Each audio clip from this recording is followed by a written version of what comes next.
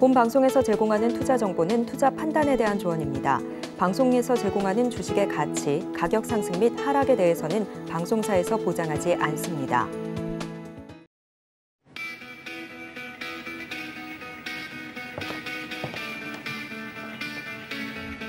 안녕하세요. 오늘도 고수익 작전 타임 시작합니다. 한 주를 시작하는 월요일인 만큼 조금 더 힘차게 출발해 보도록 하겠습니다.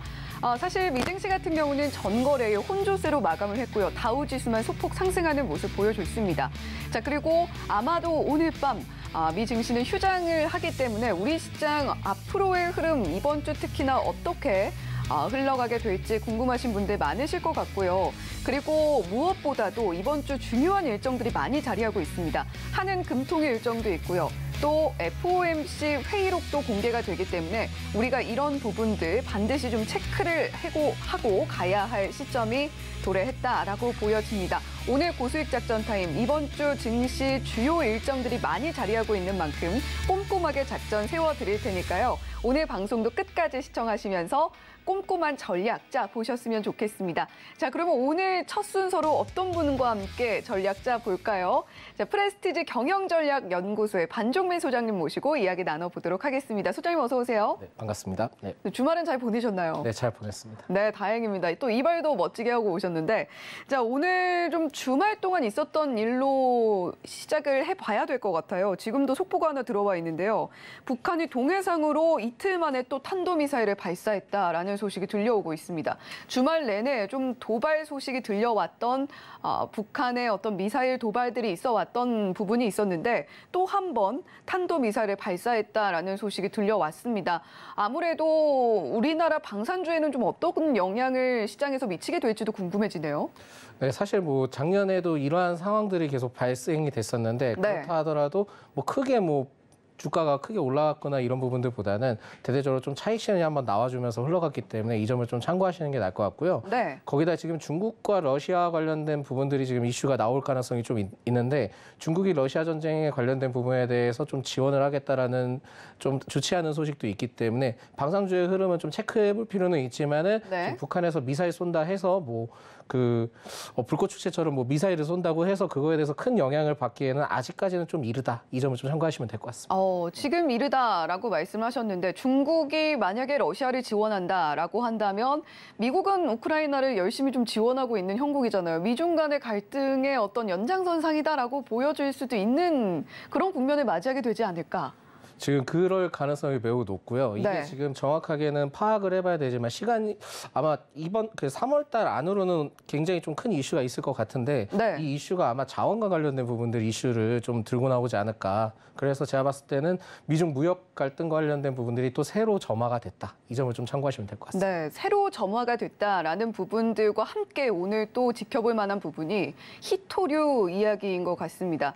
히토류라는 것들 사실 지난주 금요일장에서 좀 튀어오르는 모습 확인이 됐었고 중국 당국이 히토류 관련해서 수출 금지를 결정을 한 상황입니다.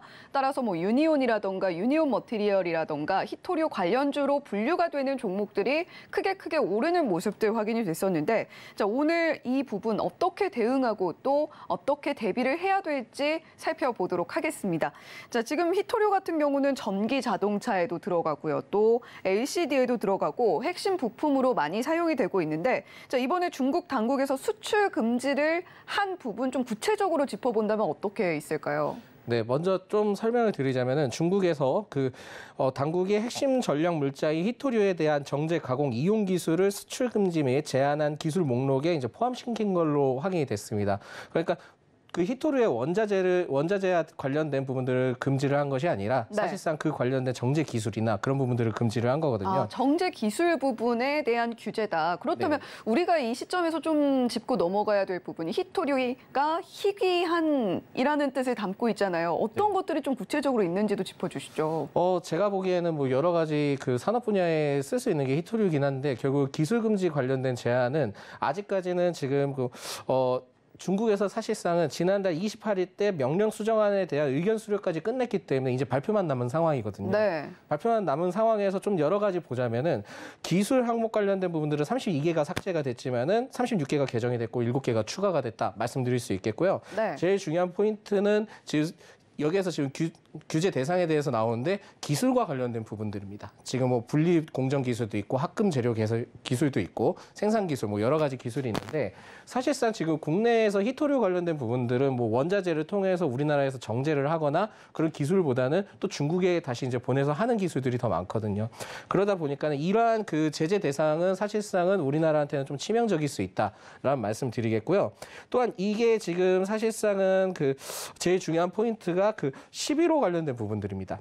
수출 금지 11호 항목에 그 규정된 희토류 관련된 부분들인데 이게 그 비철금속 재련 및 압연 가공업 관련된 부분에 대해서도 제일 중요하지만은 이 지금 네 가지가 가장 큰 포인트라 볼 수 있겠고요. 제일 지금 좀 희귀하게 떠오르는 게 사마리움 코발트랑 그리고 네오디뮴 그러니까 이게 좀 이름이 생소합니다. 그래서 네오디뮴 철붕소 이런 제조 기술들이 지금 어떻게 보면은 굉장히 좀 핵심적인 부분들이 있다 보니까 이 점을 좀 참고하시는 게 나을 거라고 말씀드리겠고요. 수출 제한 항목의 경우에서도 좀 기술과 관련된 이슈가 많습니다. 그래서 초자성 그 신축 단결성 재료 기술 등도 포함이 되어 있고 지금 나와 있는 것처럼 뭐 합성 공정 배합 기술, 그리고 변성 첨가 기술 등의 이러한 그 수출 제한 항목들이 나와 있거든요. 그렇다 보니까 지금은 이게 희토류가 부족해서 뭐 희토류에 대한 뭐 자원을 흔들고 하는 것보다는 그 관련된 제조 기술이나 그 재련 기술을 통한 압박을 지금 주는 것으로 좀 확인이 됩니다. 네, 그러니까 정확하게는 희토류 자체를 수출하는 것이 아니라 뭐 재련 기술 쪽에 조금 더 초점이 맞춰져 있다라는 이야기를 해주셨는데 사실 뭐 지금 여러 가지가 이렇게 화면으로 나오고 있습니다만 사실 이렇게 봐서는 어떤 기술인지는 정확하게 좀 잘 들어오지는 않는 것 같아요. 자, 우리가 이렇게 중국의 행보를 지켜봤을 때 국가 간의 분쟁이 있을 때마다 중국이 이런 카드를 들고 나오는 모습들 계속해서 확인이 되고 있는 상황입니다. 이번 수출 금지를 결정한 배경에 미국의 대중 견제에 대한 어떤 보복성 조치다 이렇게 좀 해석을 해도 될지에 대한 부분들도 궁금하고요. 또 이번 수출 금지 결정이 어느 정도는 좀 갑작스럽게 나왔다라는 느낌도 좀 들었는데 이 배경에는 어떤 것들이 자리하고 있었을까요? 사실 제일 최근에 이슈가 된 게 그 정찰 풍선과 관련된 부분들이 제일 풍선이요, 컸죠. 네. 그래서 뭐 좀 더 살펴보자면 지난 10일에 그 중국 정찰 풍선이 영공의 침입에 따른 미사일로 좀 격추를 했습니다. 격추를 네. 했는데 이로 인한 그 미 상무부는 그 관련 그 중국 기업 중에 5곳과 한 곳을 수출 통제 제한에 이제 통제 명단에 이제 올렸거든요. 그러다 네. 보니까 어떻게 보면은 중국과 관련된 부분에서 중국이 굉장히 좀 심기가 불편해졌다. 그러다 보니까는 중국에서도 반격을 할 것으로 좀 조치를 했는데 이 반격이 좀 셌습니다. 생각보다. 그래서 미국에 있는 방산업체에 대한 제재가 들어갔는데 그 중국 상무부는 또 대만에 무기를 판매를 하고 있는 미국의 로키드 마틴하고 레이시온이 있는데 네. 그 기업들을 신뢰할 수 없는 실체의 명단으로 올렸습니다. 그러다 보니까 뭐 대만과의 무슨 관계가 있느냐 하는데 지금 중국과 대만 간에 지금 또 분쟁의 여지가 있었고 이게 지금 작년에도 화두가 좀 떠오르는 상황에서는 이 지금 중국과 대만에 대한 부분들도 앞으로도 또 점화될 수 있는 가능성이 있기 때문에 지금 굉장히 많은 국가들이 얽혀 있네요. 그렇죠. 지금 전 세계적으로는 지금 그 어떻게 보면 자원과 관련된 이슈는 나중에 계속 나올 수 있지만 군사적이나 지금 전쟁과 관련된 또한 분쟁과 관련된 이슈들이 너무 많기 때문에 먼저 이제 중국과 관련된 부분들을 살펴봤을 때는 대만에 초점이 좀 맞춰져 있다. 그래서 지금 두 기업 그러니까 아까 로키드 마틴하고 레이시온의 경우에는 그 수출입 활동 종사자들에 대한 그 좀 금지를 했고요. 네. 그리고 중국의 그 국내 신규 투자에 대한 금지까지 이루어졌고 심지어는 그 이들 기업에 대해서 고위급 인사들에 대해서는 또 중국 방문을 차단을 했습니다. 인사들의 중국 방문까지 좀 막아버리는 네네. 강경한 조치라고 좀 봐도 될까요? 좀 강한 조치는 맞죠. 강한 조치도 많고 그리고 또 2020년 9월에 그 로키드 마틴하고 레이시온의 대만에 판매한 무기 판매 계약액에 2배를 또 벌금을 부과를 했습니다. 네. 그러니까 이게 지금 봤을 때는 굉장히 좀 민감한 상황이고요. 최근에 좀 2차 전지와 관련된 이슈가 있었다면은 중국에서 그 미국 포드와 CATL과 관련된 합작 공장 설립 관련된 부분들이 있었는데 네. 그 이슈가 떠오르자마자 지금 이 이슈에 따라서 또 중국 당국이 그거에 대해서 조사를 하겠다라고 발표를 했습니다. 그래서 이게 뭐 CATL에 대해서 그 배터리 핵심 기술이 미국 자동차 업계에 넘어가지 않기 위해서 한 조치다라는 얘기를 했는데 사실상 이거는 좀 더 가봐야지 알 것 같고요. 또한 이제 미국 미국과 중국 간의 갈등이 결국은 예전부터 계속 있었습니다. 예전부터 그렇죠. 있었고 국내에서 히토류 관련된 부분도 이슈가 있었을 때가 아마 2019년대인가 그랬을 겁니다. 그때도 자원카드로서 지금 히토류를 갖고 왔는데 그때는 기술과 관련된 내용은 아니었고요. 히토류와 관련된 그냥 원자재 관련된 내용이었습니다. 네. 지금 봤을 때는 그 대중 무역 제한 정책이 발표될 때마다 히토류의 그 광물 공급이 전력화될 가능성이 매우 높다. 앞으로도 계속 일어날 가능성이 있고 물론 지금은 결정은 하진 않았지만은 추후에는 이게 또 히토류에 대해서 금지를 하게 될 경우에는 우리나라 산업에는 전반적인 타격을 좀 가질 수 있죠. 네, 그렇다면 좀 궁금한 부분이 네. 전에는 히토류 자체 원자재에 좀 초점을 맞췄다면 이번엔 재련 기술로 이런 식으로 카드를 꺼낸 이유는 뭘까요? 일단 뭐 먼저 이제 경고 조치인 것 같고요. 네. 첫 번째로는 사실상 그 미국과 이제 서방 국가들은 그 경제 안보와 관련된 부분 이후로 히토류의 공급망을 다각화를 깨하고 있지만은 중국에 대한 의존도를 낮추기는 굉장히 좀 어려울 겁니다. 근데 사실상 제일 중요한 거는 이 히토류라는 게 환경 오염이 되게 심하거든요.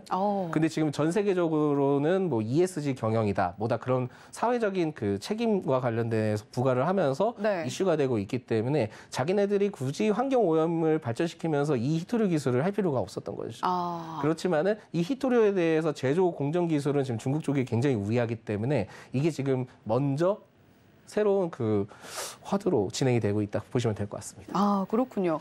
지금 뭐 이전과의 규제의 차이점은 전에는 원자재에 초점이 맞춰졌다면 이번에는 기술 쪽에 조금 더 방점이 찍혀 있는 상황이고 이런 부분들 지금 대만과도 긴밀하게 관련이 있다라고 보여진다라는 이야기까지 들어봤습니다. 자, 지금 뭐 중국의 이런 행보 전 세계에서 히토류 장악력이 우리가 확실히 우세라는 그런 자신감도 좀 뒤에 자리를 하고 있는 것 같고요. 그 장악력이 어느 정도이길래 중국의 히토류를 가지고 이렇게 계속해서 무기로서 좀 사용이 되고 있는 건가요? 뭐 히토류는 결국 아까도 말씀드렸지만 채굴보다는 실제 그 정제 과정이 있습니다. 기술 과정에서 굉장히 많은 환경 오염을 발생을 시키고 네. 그거에 대해서 지금 전 세계적으로 ESG 환경 오염이라고 하면 좀 어떤 부분인가요? 그러니까는 뭐 정제하는 과정에서 오염을 굉장히 많이 발생을 시키는 거죠. 네. 그러다 보니까 이게 사실상 미국 비롯한 이제 세계 각국은 중국으로부터 히토류를 그래서 공급받아서 사용하는 케이스가 많습니다. 그러다 보니까 환경 오염을 굳이 그 포커스를 맞춰가지고 자기네들이 그냥 직접적으로 운영을 하면서 오염을 발생시킬 필요가 없다라는 거죠. 그래서 중국을 갖고 왔기는 했지만 사실 이번 제안에서 좀 특이점이 있다면 네오디뮴이라고 있는데 이게 히토류 자석의 주 원재료입니다. 주 원재료인데 전기차, 모터, 로봇 그리고 에너지 산업 분야에 널리 쓰이기 때문에 중국에 관련된 이러한 부분들은 그 통제력이 상당하다라고 저는 좀 생각이 들고요. 사실상 뭐 중국의 히토류 매장량이 37% 그리고 광물 생산량이 한 60% 되는데 제일 중요한 포커스는 중국의 재련 및 자체 공급량이 약 93%가 됩니다. 그렇기 때문에 이 뭐 지금 최근에 뉴스에서 이슈가 나오는 부분들은 뭐 히토류가 뭐 중국의 뭐 90% 된다라는 부분들을 봤을 때는 재련 및 그 공급량에 따른 이슈다라는 말씀드릴 수 있겠고요. 또한 이제 사마륨 그 코발트라고 있는데 이게 또 생산량이 한 70% 됩니다. 그 중국은 사마륨과 그 코발트 히토류의 금속을 추출하는 능력을 가진 유일한 국가이기 때문에 통제력이 상당하다라는 말씀 드릴 수 있겠습니다. 네, 히토류가 굉장히 많지만 그중에서도 사마륨과 코발트에 있어서는 중국이 압도적으로 좀 우위에 있다라고 우리가 해석을 해볼 수가 있는 거겠네요. 네, 그렇습니다. 네, 자 그렇다면 국내에 미치는 영향도 좀 적지 않아 보이는데 어느 분야에 얼마나 타격이 있게 될지 좀 걱정이 되거든요. 사실 그 제조 분야에는 대부분이 좀 타격이 있을 거라고 보고요. 이게 히토류의 원재료에 대한 그 응용 기술을 통해서 열과 전기가 잘 통하게 하기 위해서 하기 때문에 전자, 그 촉매, 광학, 초전도체 등의 다방면으로 좀 사용이 되고 있습니다. 근데 이제 제일 중요한 포커스는 기술도 기술이지만 히토류에 대한 전면 수출 금지가 만약에 발생될 경우에는 첨단 산업에도 굉장히 큰 영향을 미칠 수 있는데 그 반도체 산업에도 영향을 미칠 수 있고요. 디스플레이나 그 최근에 지금 뭐 떠오르고 있는 배터리 관련된 부분들 또한 추가적으로 전투기 관련된 부분들 첨단 산업에도 큰 영향을 미칠 수 있기 때문에 지금 현재는 이 그 중국을 통해서 의존하는 국가에 대한 그 국가는 굉장히 좀 타격이 클 수 있다. 그래서 네. 우리나라도 타격이 좀 클 수 있는 시점이 왔다라고 볼 수 있습니다. 고래 싸움에 새우등 터진다 이렇게 좀 해석을 해봐도 될 것 같아요. 뭐 그렇게 생각하실 수도 있는데 이게 워낙 그 중국에서 그 카드를 크게 쥐고 있기 때문에 이 분야에서는 좀 우리나라도 그 대책 마련을 좀 해야 되지 않을까 보고 있습니다. 네. 그래서 지금 뭐 대책을 발빠르게 마련하기 위해서 좀 노력하고 있는 모습들이 보이고 있습니다. 최근에 산자부가 몽골과 함께 연내에 희소금속 협력위원회를 신설하기로 뭐 양해각서를 체결했다 이런 이야기도 있고요. 이렇게 된다라고 한다면 조금은 이런 중국의 영향력에서 자유로워질 수 있을까요? 어떻게 보시나요? 저는 좀 자유로워질 수 있을 것으로 이 기사는 봤지만 네. 그 헤드라인만 봤을 때는 자유로워질 것 같은데 안에 전체적으로 내막을 봤을 때는 자유롭기에는 좀 시간이 오래 걸릴 수 있다라고 좀 판단이 됩니다. 네. 좀 더 면밀히 살펴보자면은 지난 15일 그 정부에서 몽골과 그 희소금속 관련된 MOU를 체결을 하면서 희토류에 대한 그 대두가 좀 올라오고 있는 상황인데 사실상 그 연 1회에 정례 2회를 개최하겠다고 발표를 했습니다. 그러면은 이 몽골이 뭐냐? 그러면은 몰리브덴의 생산량 세계 9위인 이제 몽골인데 그 주석과 니켈 등의 다양한 희소금속을 보유는 하고 있습니다. 근데 뭐 이거는 예측입니다. 그래서 특히 희토류에 대한 다량의 매장이 되어 있을 가능성을 갖고 있었기 때문에 가능성을. 그렇죠. 가능성이죠. 그렇기 때문에 정확하게 공급이 이루어지기는 어려운 상황이다라는 말씀 드리겠고요. 단기간에 효과를 이뤄내기는 굉장히 어려울 것입니다. 특히 그 몽골 체결과 관련된 부분들, 희토류에 대해서는 정확한 언급은 없었습니다. 네. 그 정확한 언급에 대해서 좀 더 포인트를 잡자면은 결국 탐사를 통해서 진행을 해야 되거든요. 그러니까 시간이 걸릴 수밖에 없고 그렇겠네요. 희토류가 무조건 있다. 그래서 그거를 발굴을 해서 이제 수출을 하겠다. 그런 내용들이 아니기 때문에 결과를 알 수 없는 상황. 네. 포인트고요. 지금 중국 같은 경우는 재련 기술에서도 좀 앞서 있다라고 이야기해 주셨는데 몽골과 이런 MOU를 통해서 체결을 하게 된다면 몽골에서 또 재련을 해서 가지고 와야 될 거 아니에요? 뭐 그럴 상황이 될 수 있겠지만은 결국은 그 희토류가 진짜 있느냐 없느냐가 먼저 그것부터가 일단은 그렇죠. 그게 이제 먼저 제일 중요하고 원재료만 가지고 되는 것은 아닙니다. 희토류가 그렇기 때문에 기술이 아까도 앵커님께서 말씀하셨던 기술이 굉장히 필요하기 때문에 중국 압력의 행사에 대해서는 자유롭기는 단기간으로 굉장히 매우 어렵다라는 말씀 드리겠고요. 네. 좀 기대를 해볼 수 있는 부분들, 그러니까 앞으로 좀 그거에서 좀 말씀드릴 수 있는 거는 희토류가 진짜 발굴이 돼서 국내 기업 기술 부분 역시 같이 연구를 해서 진행을 했으면 하는 바람은 좀 있습니다. 그런데 이 부분들은 결국 희토류가 나오냐 안 나오냐 차이기 때문에 좀 더 지켜봐야 되지 않을까라는 말씀 드립니다. 뭐 그렇다고 한다면 지금 뭐 몽골과의 협력을 통해서 부각이 되고 있는 기업들은 지금 들어가긴 좀 이르겠네요.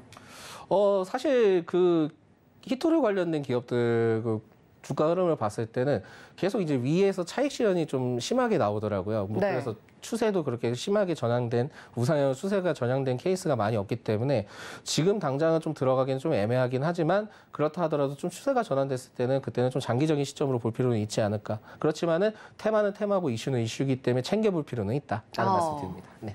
우리가 뭐 챙겨는 가야겠으나 그럼에도 불구하고 뭐 사실 지난주 금요일장에서도 희토류 관련주도 워낙 많이 올랐고 차익 실현 관점으로 현재는 대응을 하되 그럼에도 불구하고 이슈는 계속해서 체크를 해 나가자라는 이야기 해주셨습니다.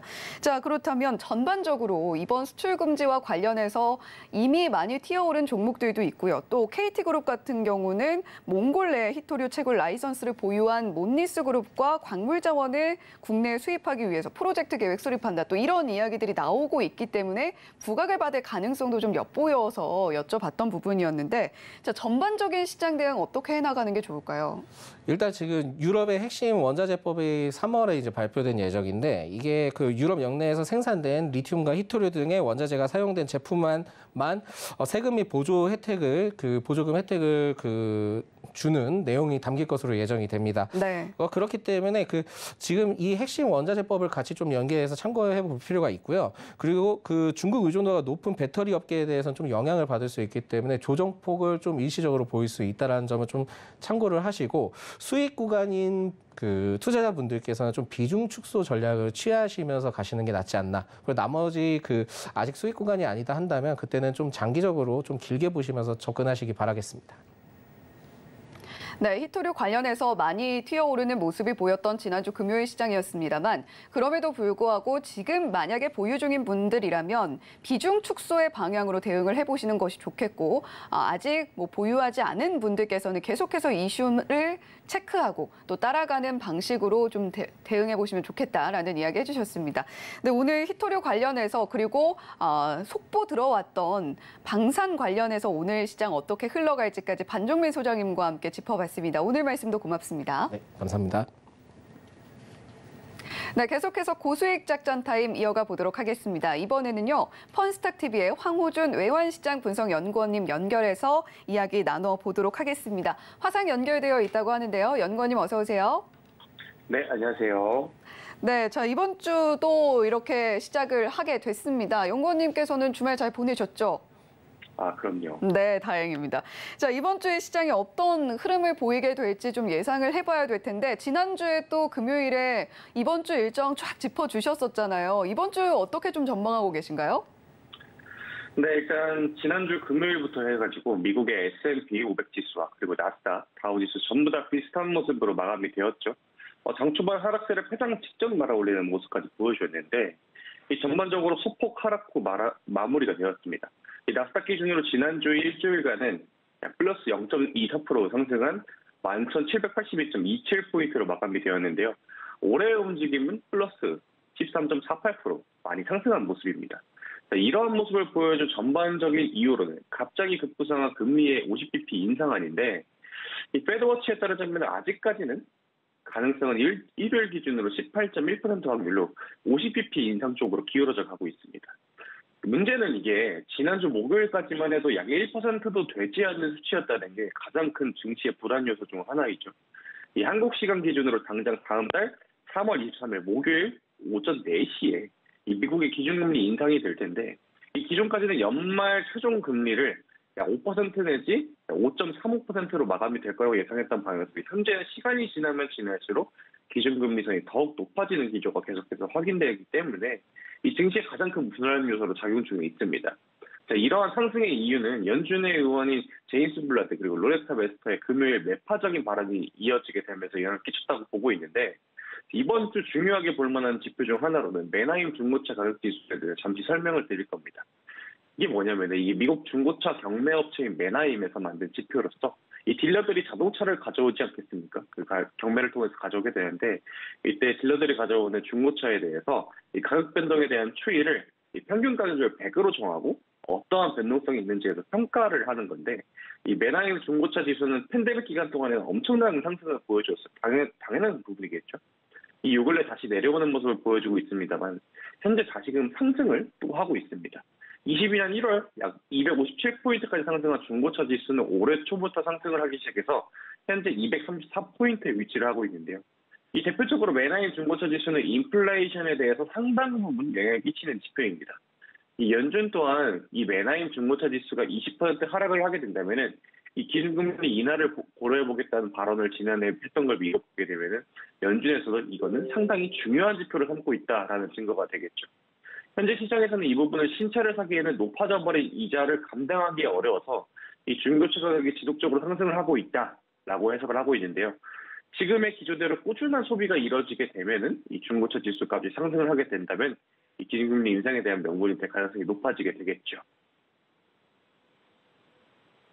네, 우리가 그렇다면 맨하임 중고차 지수 가격을 어떻게 체크를 해야 될지 이 부분을 황호준 연구원님께서 자세하게 짚어주셨는데 자 이번 주 예정되어 있는 중요 증시 일정들도 살펴주신다고 들었습니다. 일정별로 짚어야 될 포인트까지 함께 알려주신다고요?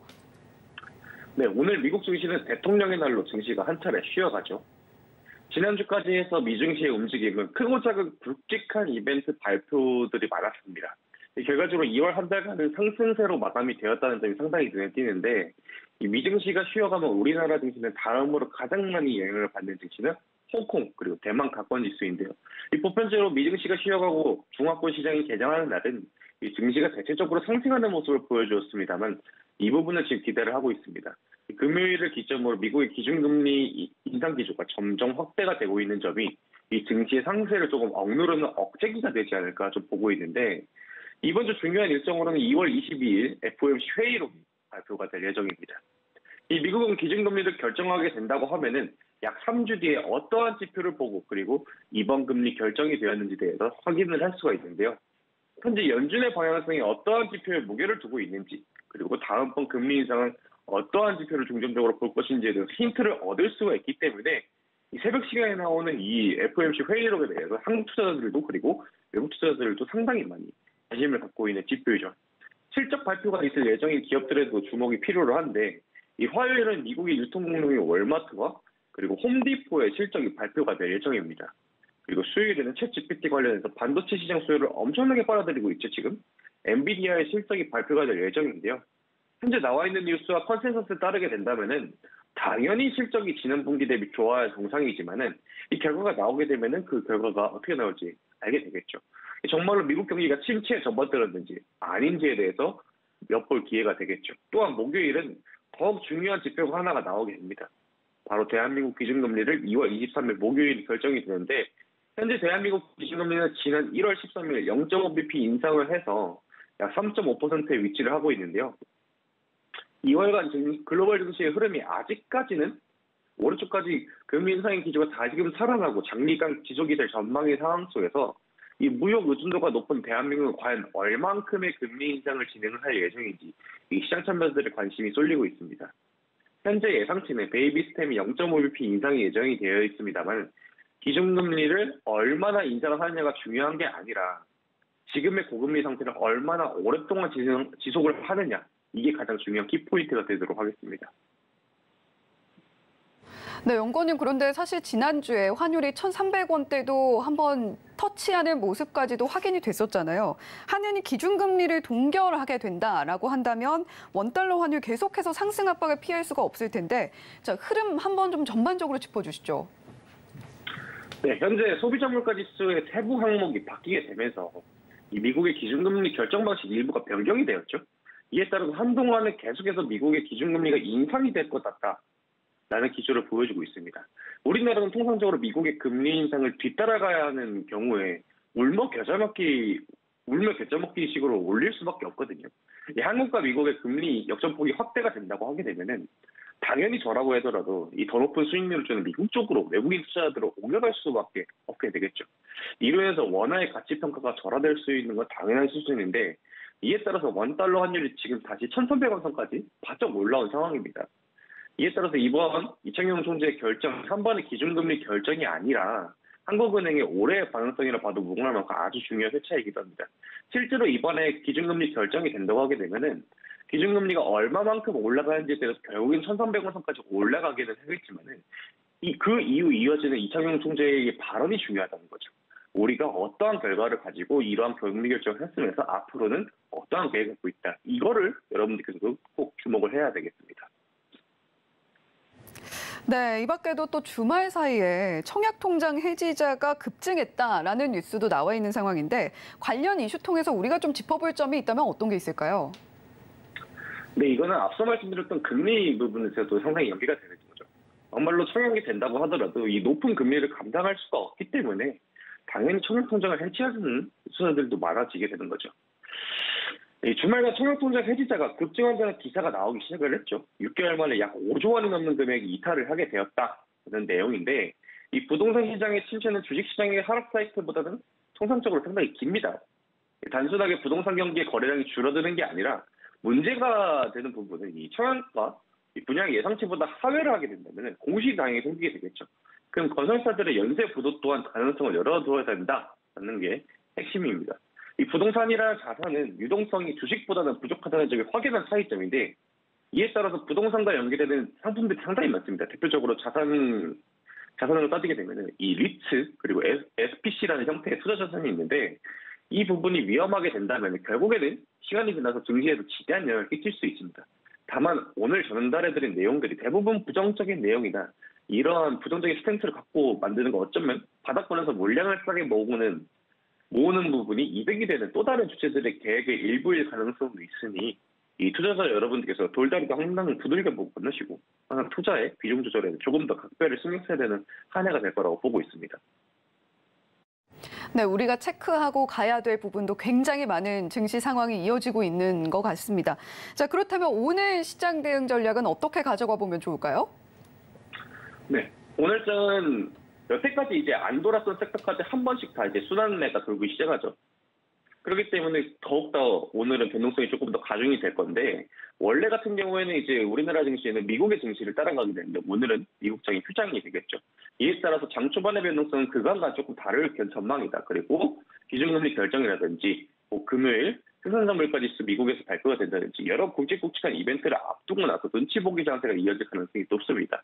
조금은 올라가는 모습을 보여주기는 하겠지만은 10시 반에 또 홍콩 항생 증시가 열리게 되면 우리나라 증시 또 한 번의 격동의 시간을 갖게 되고, 그리고 오후 시간이 되면 런던장도 열리기 때문에 이 부분을 여러분들께서도 투자에 주의를 해야 될 것 같은데, 오늘 같은 장에서는 공격적으로 결정을 하시는 게 아니라 장 초반에 올라가는 조금 테마성으로 올라가는 종목들에 대해서 2% 내지 3% 짧은 반등세를 잡아먹으시고 오늘 조금 관망하는 걸 좀 권장을 드리도록 하겠습니다.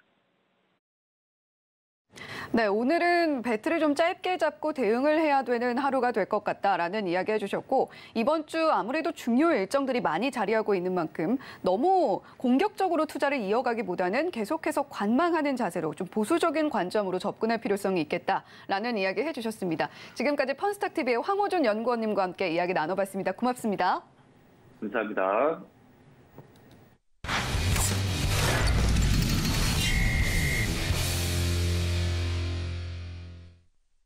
네, 계속해서 다음 작전 이어가 보도록 하죠. 이번에는 하나증권 삼성동 금융센터의 이청원 FA님과 함께 이야기 나눠보도록 하겠습니다. FA님 어서 오세요. 안녕하세요. 네, 좋은 주말 보내셨죠? 너무너무 잘 보냈습니다. 네, 다행입니다. 자, 오늘 좀 국내 증시 상황 어떻게 흘러가게 될지 짚어봐야 할 텐데, 지난주에 우리 증시 살펴보게 되면요, 미국에서는 계속해서 좀 경제 지표들이 시장 전망치보다 상회하는 흐름으로 좀 나타나는 부분들이 있었고, 또 미국 증시가 이와 함께 좀 조정이 나오는 모습까지도 확인이 됐습니다. 추가적인 금리 인상의 필요성까지도 강력하게 제기가 되고 있는 상황에서 우리 증시의 조정이 조금 더 길어질 것이다, 장기화될 것이다 라는 우려감도 상존하고 있는 상황인데요. 이 부분 우리가 좀 어떻게 지켜봐야 될까요? 걱정하지 말라는 이야기를 전해드리겠습니다. 네, 또 증시에 대해서 긍정론을 설파하고 계시니까요. 네, 전 세계에서 제가 제일 긍정적인 이야기를 하는 네. 거니까 충분히 그도 그럴 것이, 사실상 지난 1월부터의 흐름 자체가 좋았고, 네. 지금 지난주까지 2월 코스피가 되든 코스닥이 되든 저는 개인적으로 그리 나쁘지는 않았다고 생각을 합니다. 제가 지금 기술적인 흐름 차트 잠시 띄워놨는데요. 2월 들어서 시장이 무언가 모르게 지난주 수요일, 목요일, 금요일 일정 부분 변동성을 보이긴 했지만 2월 전체 흐름을 보게 되었을 때 주가는 보시는 것처럼 그렇게 빠지지 않았습니다. 우리가 좀 크게 봐야 되는군요. 그럼요. 주가 자체가 2월 기준 옆으로 횡보를 했을 뿐 여기에서 큰 폭의 가격 조정이 나온 적은 한 번도 없습니다.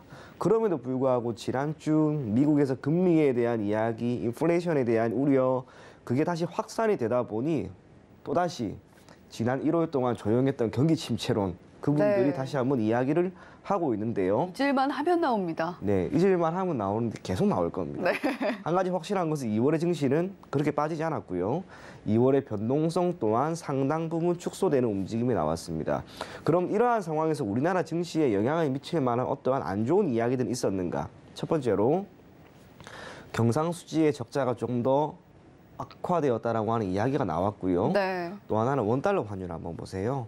원달러 환율 제가 PPT로 한번 띄워놨는데 첫 페이지입니다.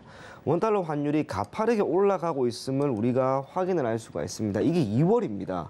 1215원까지 떨어져서 추가적인 하락을 어느 정도 생각을 했는데 지금 1300원까지 가파르게 올라갔습니다. 원달러 환율이 이렇게 올라간다는 것은 외국인들이 우리 증시에서 이탈할 가능성이 분명히 제기되는 부분인데 사실상 그러지도 않았고 네. 동기간에서 원달러 환율이 올라갔음에도 시장은 빠지지도 않았습니다. 이전에 원달러 환율이 올랐을 때와는 확연히 다른 모습을 그럼요. 보여주고 있는 그럼요. 매수세가 들어오고 있어요. 그럼요. 다르게 표현하면 무언가 안 좋았던 것들을 시장이 모두 다 소화를 해내고 있다는 거예요. 네. 그러면 그때 지금 2월의 이 흐름 속에서 외국인들의 수급은 어땠는지도 우리 한번 보는 겁니다. 자, 다음 페이지 한번 볼까요?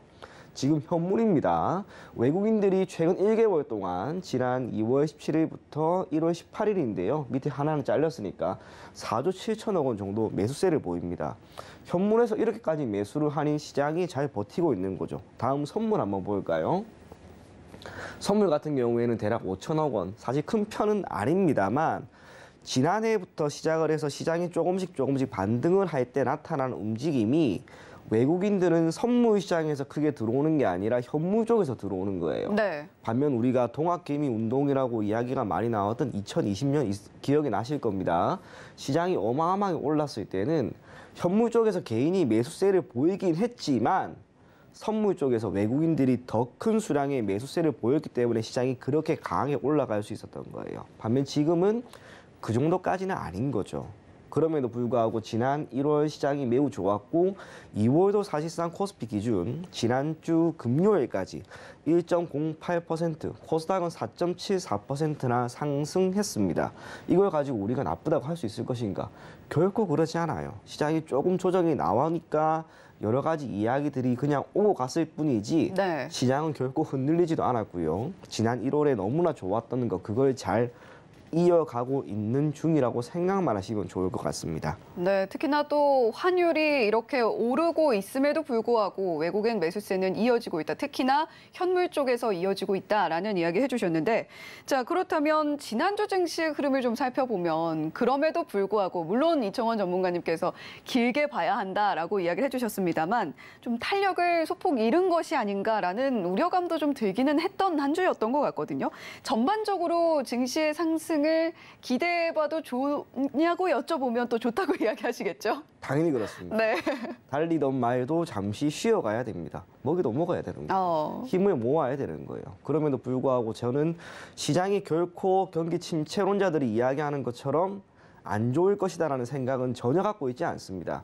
거기에 대한 이야기는 제가 1월부터 여러 가지 자료를 통해서 여러분들에게 이야기를 해드렸는데 그걸 다시 한 번 더 복귀해보는 거예요. 첫 번째로 미국의 경제 성장률 변화 추이부터 제가 한번 가지고 왔는데 2010년이죠. 2010년 여기가 빨간색 박스입니다. 이후로 2020년이 도래하기 전까지 미 경제 성장률은 단 한 번도 3%를 넘은 적이 없습니다. 네. 계속해서 2%였단 말이에요. 그리고 지난해 2022년 미국의 경제 성장률은 2.1%를 보였고 그 이전에도 2%입니다.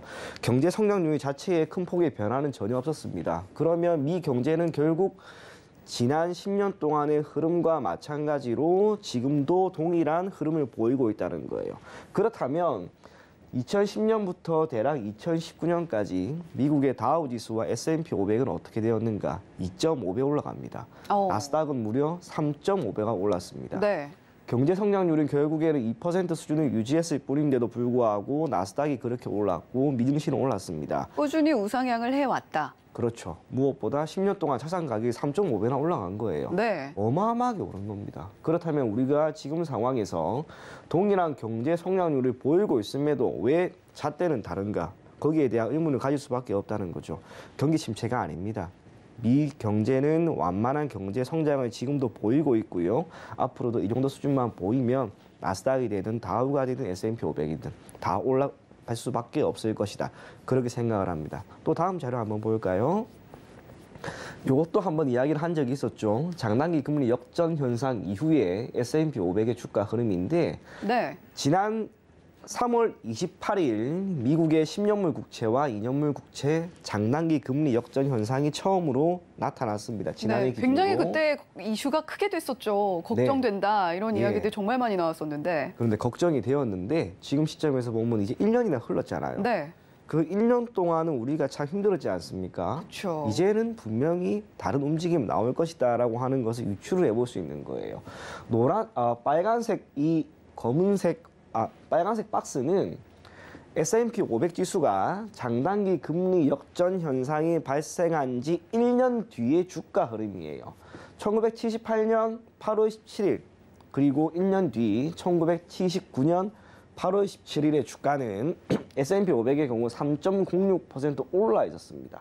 마찬가지로 다른 모든 샘플에서 다 올랐음을 확인할 수 있는데 딱 한 번 2000년에 마이너스 4.23% 하락한 채로 1년이 흘러갔습니다. 네. 하지만 시간이 더 지났을 때는 역시나 다 올라가 있었던 거죠. 2022년 3월 28일이라고 했습니다. 이제 얼마 안 남았습니다. 2023년 3월 28일에는 과연 S&P 500이 어디까지 있을 것인가라고 하는 것을 첫 번째 13.33%라고 하는 평균의 수렴에서 우리가 구할 수도 있고요. 그것보다 가장 보수적으로 마이너스 4.23% 수준으로밖에 오르지 못했다라고 가정하더라도 S&P 500은 다음 페이지에서 확인이 될 거예요. 보시는 것처럼 4,381.98포인트까지 올라갈 수 있습니다. 지금 S&P 500이 여기까지 오르지 않은 상황입니다. 대략 350포인트 정도, 최소한 전 더 오를 거라고 생각을 하고 그게 수익률 기준으로 지금 대략 7%, 8%입니다. 미국의 S&P 500이 그 정도까지 오른다면 우리나라의 증시가 굳이 약세를 보일 이유는 전혀 없을 것이다. 그러니까 우리가 지켜봐야 될 기간은 일단 3월 28일인 거죠. 그렇죠. 그때까지 350포인트 정도까지 더 갈 수 있다. 그렇죠. 네. 저는 충분히 그렇게 될 거라고 생각을 하고요. 그렇기 때문에 미증시와 우리나라 증시의 상관계수는 높습니다. 뭐 대단히 높다고 할 수는 없지만 유의미한 결과는 충분히 보여요. 우리나라 증시도 어느 정도 오를 것이다. 그렇게 생각을 하고요. 다음 페이지 한 번 더 볼까요? 지난주에 제가 가지고 온 건데요. 신규 상장 종목의 공모가 대비 상장 이후 3개월 뒤 수익률에 대한 분석이라고 하는 자료를 토대로 지난주에 한번 가지고 왔었습니다. 네, 굉장히 재밌었던 내용이었죠. 굉장히 재밌었는데 결과가 더 재밌는 게 하나가 있어요.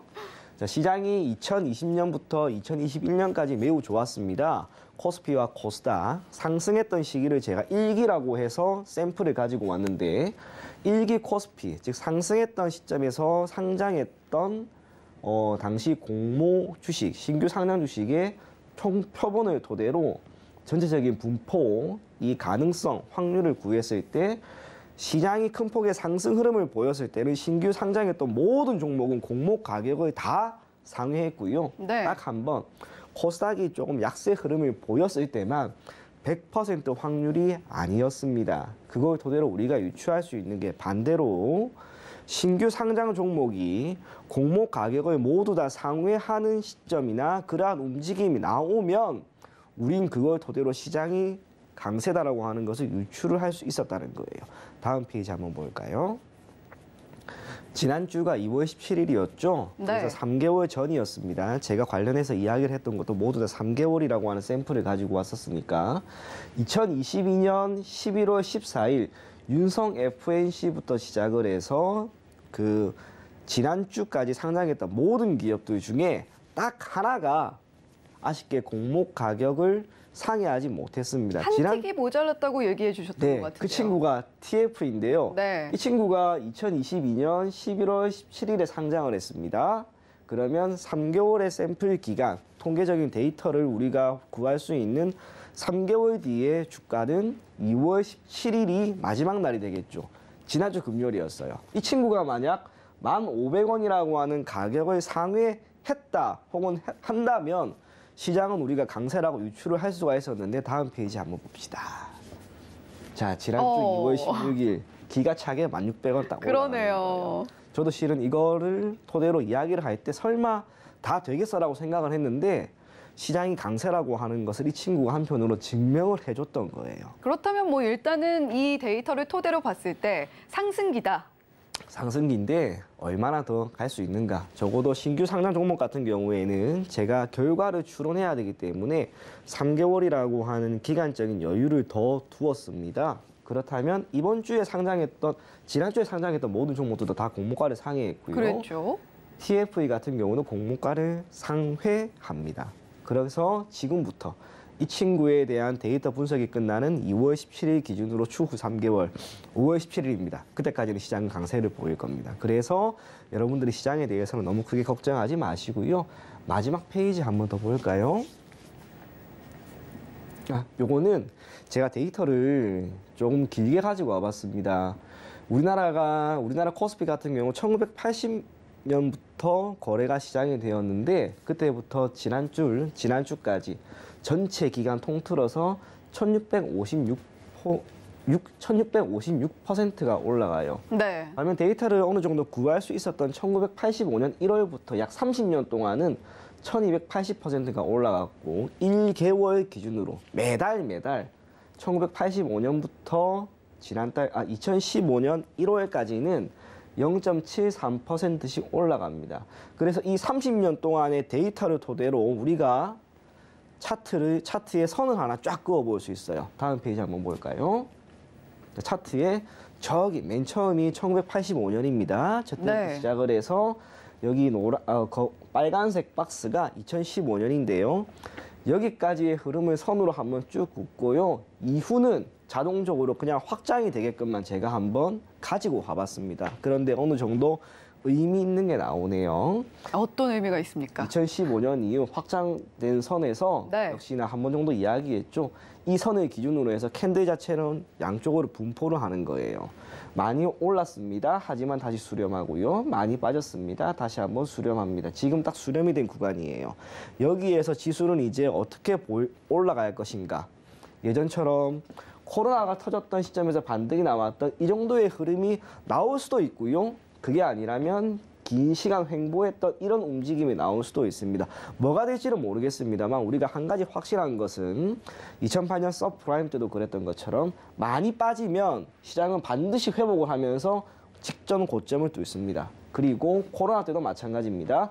많이 빠졌지만 직전 고점을 다 뚫어버리죠. 그러네요. 지금 어느 정도 시장이 조정을 보였기 때문에 그리고 검은색 선 위에 있기 때문에 여기에서 위아래 박스권을 보일 수 있다 하더라도 검은색 선 위에 있다는 것 자체만으로도 시장은 이제 우리가 강세라고 하는 것을 유추를 해볼 수 있는 거예요. 여기에서 얼마나 더 갈지 사실 그것까지는 저도 알 수는 없었습니다. 그런데 아마도 시간이 저한테 조금 더 주어진다면 저는 그것까지 구할 수도 있을 것 같습니다. 마지막으로 다음 페이지 한번 볼게요. 이건 선이 지금 두 개입니다. 네. 검은색 선은 조금 전에 이야기했던 1985년부터 2015년까지의 일평균 수익률을 토대로 선을 그어 놓은 것이고요. 이 위에 빨간 선은 1985년부터 나타난 고점을 한번 이어봤어요. 이 고점을 이은 게 우리가 차트를 토대로 이야기하신 분들은 고점 추세선이라고 하죠. 네. 이 고점 추세선을 딱 한번 처음으로 뚫습니다. 그게 코로나에 따른 반등이 나왔던 이때예요. 저때 사실 유입된 분들이 굉장히 많았죠. 네, 거의 다 주시겠죠 그때. 네. 하지만 만나면 주식하시냐 물어보고. 예, 그때 다 같이 가자 그랬는데 지금은 열심히 갑작을 하고 있습니다. 그랬던 분들에게 희망이 지금 어느 정도 올 수 있는 시기는 된 것 같습니다. 여기에서 저는 움직임이 어느 정도 나온다면 이 빨간색 선에 캔들이 닿을 것 같아요. 대략 3,000포인트 정도까지는 우리가 시간이 얼마나 걸릴지는 모르겠습니다만 어느 정도 두고 올라갈 것이다라고 하는 것을 생각을 해도 괜찮지 않을까 그렇게 생각을 해요. 마지막 페이지예요. 진짜 마지막 페이지. 자, 코스피가 고가 기준 10% 이상 상승한 시기라고 해서 2013년 이후 제가 가지고 와봤습니다. 참고로 코스피가 월별 기준으로 종가가 아니라 고가 기준 10% 이상 올랐던 시기가 1980년대에는 조금 있었고요. 네. 그 이후로는 거의 없어요. 2013년 이후로는 고작 3번밖에 안 됩니다. 첫 번째가 2020년 4월입니다. 네. 3월까지 너무 많이 빠지니까 반발 매수세가 유입된 거라고 봐요. 그리고 이후로 2020년 10월, 11월 이때 마지막으로 불꽃이 막 크게 나왔던 시점입니다. 그리고 나서 단 한 번도 없는데 딱 한 번 나와요. 이게 지난달이었어요. 코스피 기준으로 고가가 10% 이상 상승한 이후로 1985년 이후로도 마찬가지입니다. 딱 한 달만, 그 달만 오르고 시장이 이후 빠진 적은 한 번밖에 없었고요. 그 이후로 모두 최소한 2달, 석 달, 지금 보시는 것처럼 5달, 6달 올라가는 흐름도 있습니다. 이번 달에 시장이 만약에 올라간 채로 마감이 된다면 네. 저는 시장은 조금 더 올라갈 것이다라고 하는 부분을 확신을 하려고 합니다. 말씀해 주셨던 고점 추세선까지도 바라볼 수 있는 가능성은 있다. 저는 될 것 같아요, 사실. 네. 왜냐하면 가능성이 시장이- 아주 높다. 예, 그 가능성이 얼마나 될 것인가라고 하는 부분에 대해서는 제가 수치로 알려드릴 수는 없겠지만 네. 그래도 시장이 분명 코스피 기준 고가 지난달 10% 이상 올랐던 것 그때 무언가 큰 변화가 다행히 나타났고 방향성이 위였기 때문에 우리가 크게 걱정하진 않아도 괜찮지 않을까 그리 생각을 합니다.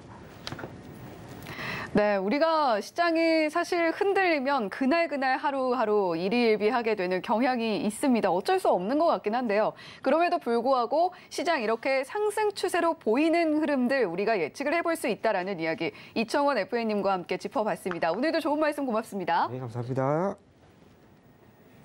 본 방송에서 제공해드리는 정보는 투자 판단에 대한 조언일 뿐 해당 종목의 가치와 수익률을 보장하지는 않는다는 소식 알려드리면서 저희는 잠시 후에 순간포착 매매 시그널로 돌아오겠습니다. 시청해주신 여러분 고맙습니다.